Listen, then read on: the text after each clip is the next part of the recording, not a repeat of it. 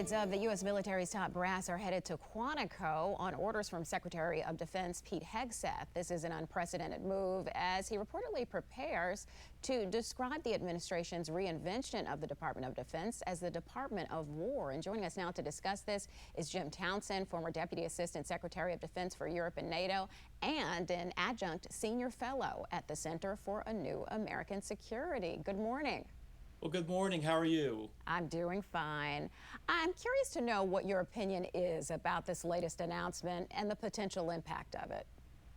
Well, it's quite the mystery. This is something that I spent 35 years in the Pentagon. I never saw anything like this. But they're going to come. Watch out for traffic in the region, a lot of motorcades. But I think that this is really a time where the secretary is, as someone said, looking eyeball to eyeball with all of his flag officers to describe a new Pentagon and a new national security strategy. And I think he wanted to do this in person.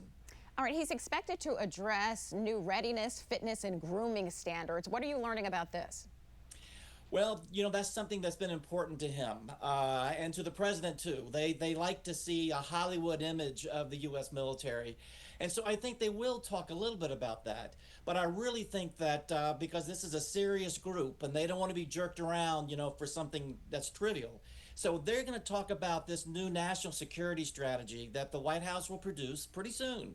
It's going to be different. My understanding is it's going to be different than what we've seen before, and I think he wants to get his generals ready for it. Okay, in recent years, we've seen Secretary Hegseth repeatedly expressing disdain for officers, and since taking over the Department of Defense, he's also fired a significant number of high-profile military officers.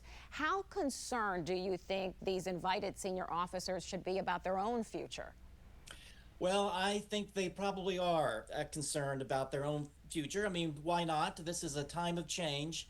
And Hegseth, as you mentioned, has talked about this. One thing he has talked about particularly is that he wants to reduce the number of flag officers. I don't know how many he would cut, but I'm sure this is going to be part of the discussion too. He's going to say to the generals, look, next time we meet in this big a group, we're not going to be as many as we are today. That's my guess. You touched on it a little earlier, but I want to get into the impact that this meeting could have on security at Quantico.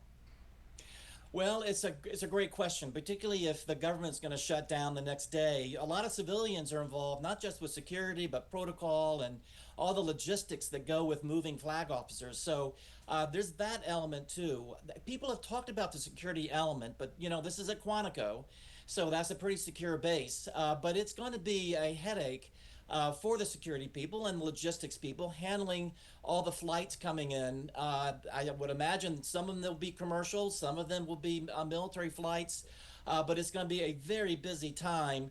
Flag officers travel with their aides, so it's not just themselves, it's also senior enlisted and aides that come with them. So it's going to be a big party.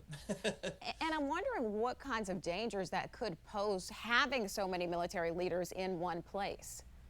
Well, certainly it's a danger. There's no doubt about that, particularly in this day of drones and that type of thing.